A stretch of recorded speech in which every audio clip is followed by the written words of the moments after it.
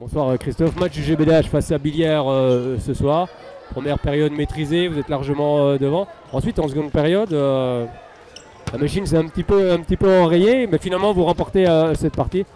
Quelle est l'analyse justement à chaud de cette rencontre? L'analyse à chaud, c'est que déjà on a réussi à avoir l'essentiel, c'est-à-dire qu'on a réussi à remporter ce match-là. Et au vu de la seconde mi-temps, je crois que c'était plus quelque chose qui était aussi aisé que ça. Donc c'est bien d'avoir réussi à gérer la fin de match. Et ça c'est vraiment l'essentiel. Maintenant il faut aussi être assez lucide sur la différence de prestation entre les deux périodes, avec effectivement une première période où on est bien dans le projet. Il y a effectivement quelques erreurs mais qui sont inhérentes au jeu, mais je crois qu'on suit les directives qu'on s'était fixées.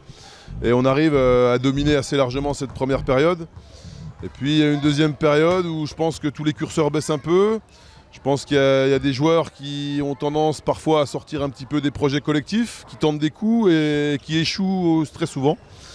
Il y a aussi un gardien en face qui prend un coup de chaud. Il y a une équipe de Billières qui s'accroche. Donc il y avait tous les ingrédients pour que ça tourne au vinaigre. Maintenant, voilà, on a réussi à préserver l'essentiel, mais j'espère qu'on va être en capacité d'apprendre de cette deuxième période.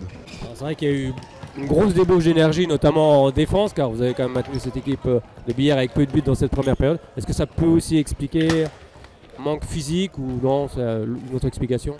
Non, alors je pense que les manques ils sont surtout pas physiques, parce qu'on avait fait le choix d'aborder ce match-là avec beaucoup de rotation, justement pour pouvoir mettre du rythme pendant une heure, alors qu'on savait qu'eux avaient moins de rotation que nous. Et paradoxalement, en deuxième mi-temps, c'est nous qui déjouons, on court plus ou alors on s'affole. Enfin voilà, je crois que c'est surtout mentalement où la deuxième mi-temps a été très très mal abordée. Et voilà, je crois qu'aujourd'hui, c'est aussi un des points sur lesquels on doit travailler. On a joué quasiment que des grosses équipes jusque-là. C'était ce qu'on s'est dit cette semaine, c'est plus facile de s'accrocher contre des grosses équipes. Alors non pas que Billières soit pas une grosse équipe, hein, mais en tout cas ils étaient en difficulté sur leur début de saison. Et on savait qu'à un moment le niveau d'exigence, on devait aussi être en capacité de le fixer nous-mêmes. Et je crois qu'autant on l'a bien fait en première mi-temps, autant en deuxième mi-temps, on ne peut pas être satisfait de ce qu'on a fait. Oui, cette équipe de Besançon est aussi une jeune équipe, une équipe aussi en reconstruction, ça fait aussi partie de tout cela. Ouais, mais la jeunesse et la reconstruction, on ne va pas pouvoir sortir ces cartes-là à chaque fois. Je crois qu'effectivement on est une équipe jeune, mais chaque jour qui passe et chaque semaine qui passe, on est une équipe de moins en moins jeune. Donc voilà, par contre je pense qu'on manque encore de maturité et de maîtrise, ça c'est autre chose. Mais maintenant il faut qu'on arrive à travailler là-dessus sans finalement trouver l'excuse de la jeunesse. Alors maintenant il y a un déplacement du côté d'Angers, Angers qui s'est imposé face à Cournon ce soir, si je me trompe pas, qui fait un très bon début de saison comme le GBDH.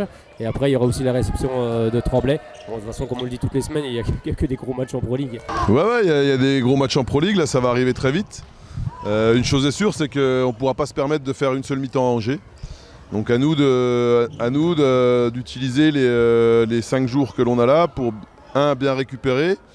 Et réussir à construire un projet qui doit nous amener à remporter des points à Angers. Un petit mot ce soir, Christophe, sur l'ambiance encore exceptionnelle de ce Palais des Sports, qui a sans doute fait du bien justement dans les dernières minutes de cette partie. Ouais, je crois qu'il faut remercier le public pour ce qu'il nous a apporté ce soir. Je crois que peut-être c'est aussi ça qui a mis un petit peu la tête des joueurs à l'envers, parce que je crois qu'ils avaient envie de partager, mais à un moment... je crois qu'à trop vouloir partager, ils se sont un petit peu trompés de chemin. Mais en tout cas, c'est hyper agréable de jouer dans une salle comme ça. Ça l'est encore plus quand on gagne.